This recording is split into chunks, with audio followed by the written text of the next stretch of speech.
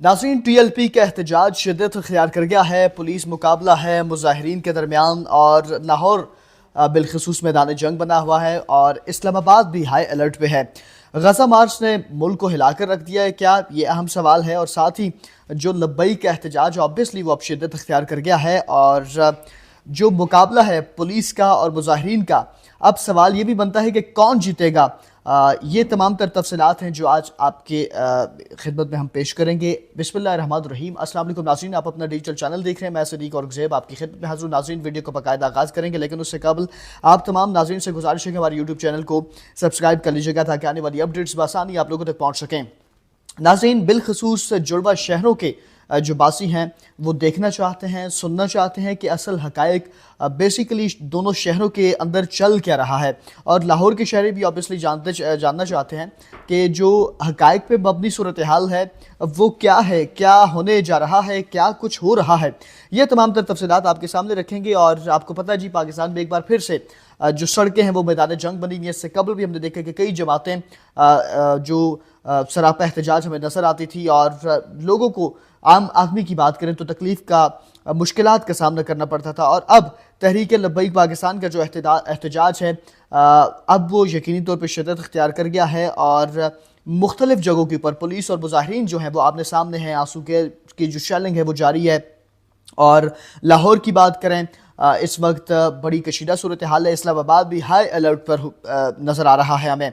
अब सवाल ये है कि ये एहतजाज क्यों हुआ है और हुकूमत इस वक्त कहाँ पर खड़ी है, और क्या ये मुजाहरा जो है वो किसी बड़े बहरान का आगाज़ तो नहीं है। तमाम तर तफसीलात हैं जो सामने रखते हैं आपके जी। सबसे पहले ज़रा बात करेंगे कि इसका पस मंज़र क्या है, और दूसरा साथ बात कर लेंगे कि ये जो तसादम हुआ क्यों हुआ, इसकी तफसीलात आपके सामने रखते हैं। और तीसरी हम बात करेंगे सेगमेंट में कि हुकूमत और अदालतों का इसके ऊपर क्या कुछ रद्द अमल है। और साथ ही TLP के जो कायदीन हैं, जो उनका मौक़िफ़ क्या है इस मामले के ऊपर, वो भी आपके सामने रखेंगे। और साथ ही थोड़ा सा इसके ऊपर बात करेंगे कि इसके असरात क्या कुछ होंगे।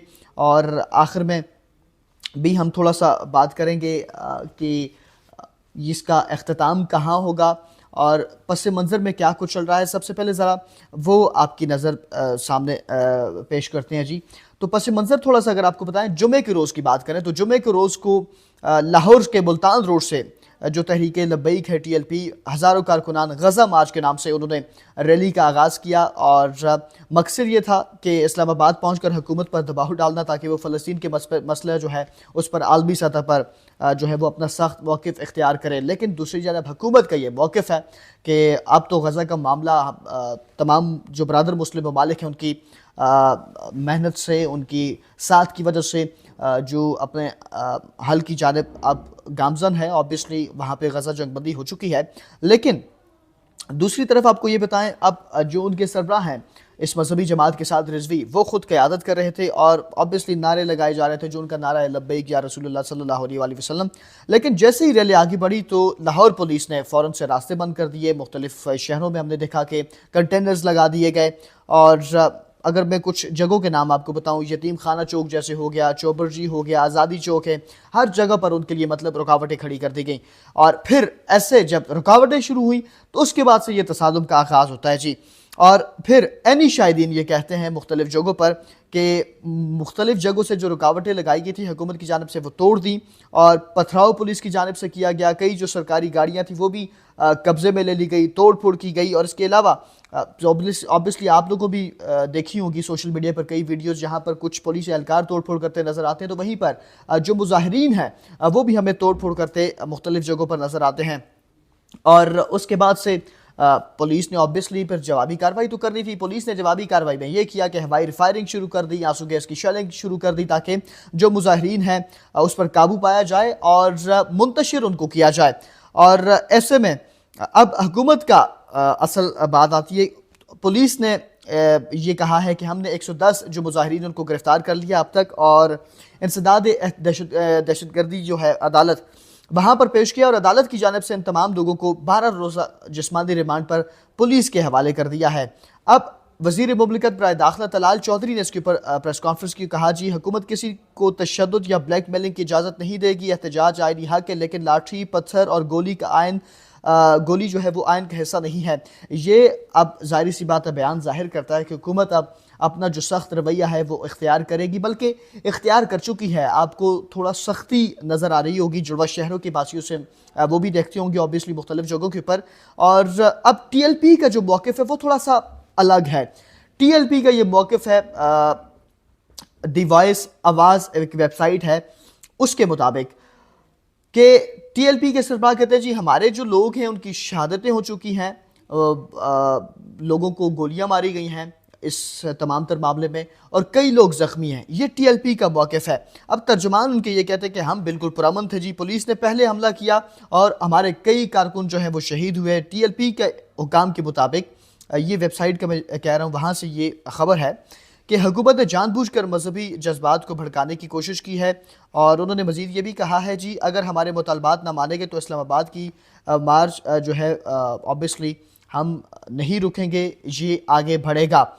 یہ صورتحال ہے حکومت کے لیے اب اوبیسلی ایک بڑا امتحان بھی بن گیا۔ یہ سوالیہ نشان بھی ہے کہ قانون نافذ کرنے والے ادارے ہیں وہ کیا کر رہے ہیں، کیا ان کے مطالبات مانے جائیں گے، کیا یہ احتجاج رکے گا۔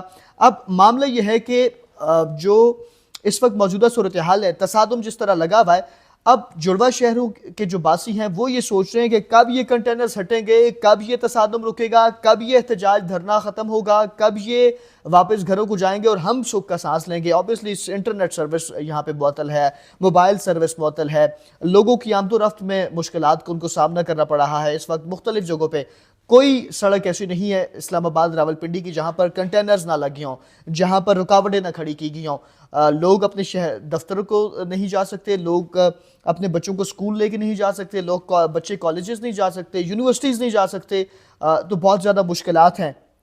آج لوگ یہ سوچ رہے تھے کہ شاید رکاوٹیں ختم ہو جائیں گی، لیکن رکاوٹیں مختلف لوگوں سے جب ہماری بات ہوئی تو انہوں نے کہا جی رکاوٹیں تو ڈبل ہو گئی ہیں۔ پہلے دن تو کچھ بہتر تھا، روڈز کلیئر تھے، کچھ سروس روڈ، اب تو ان کے اوپر بھی رکاوٹیں لگا دی گئی ہیں۔ تو یہ معاملہ اب کب تک چلے گا یہ لوگ جاننا چاہتے ہیں، لیکن جس طرح کا تصادم شروع ہو گیا، مظاہرین منتشر ہو گئے ہیں اوبیسلی، اور لوگ کہہ رہے ہیں جی ہم نے تو اسلام آباد ہر طرح سے ہم نے پہنچنا ہے۔ اگر وہ اسلام آباد کی جانب آتے ہیں تو یہ معاملہ شاید ہفتہ یا 10 دن تک طول بھی پکڑ سکتا ہے۔ اب صورتحال انتہائی نازک ہمیں دکھائی دے رہی ہے، اور مذاکرات اگر ناکام ہوتے ہیں تو اوبیسلی پھر اسلام آباد بند ہو سکتا ہے۔ اسلام آباد بند ہوا تو جڑواں شہر ہے راولپنڈی وہ بھی بند ہوگا۔ تو یہ حکومت اور ٹی ایل پی دو جو مذہبی جماعت ہے اب اپنے اپنے موقف پر ڈٹے ہوئے ہیں جی۔ حکومت کہتی ہے کہ ہم نے نہیں ماننا، آپ لوگوں کو کسی صورت نہیں آنے دینا۔ مذہبی جماعت یہ کہتی ہے کہ ہم نے ہر حال میں اسلام آباد پہنچنا ہے اگر ہمارے مطالبات نہیں مانے گئے۔ اب سوال یہ بھی ہے، دیکھنا ہوگا کہ کون پیچھے ہٹے گا یا کون جیتے گا، پولیس یا مظاہرین، فیصلہ اوبیسلی کرے گی۔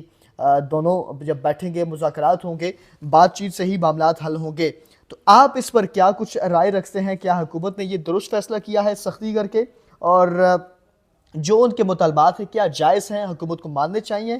کمنٹ سیکشن میں اپنی رائے کا اظہار ضرور کیجیے گا، اور ویڈیو کو لائک کیجیے گا، شیئر کیجیے گا، ساتھ ہی یوٹیوب چینل کو ضرور سبسکرائب کیجیے گا۔ اسی کے ساتھ مجھے صدیق اورنگزیب کو اجازت دیجیے۔ اللہ حافظ۔ پاکستان زندہ باد۔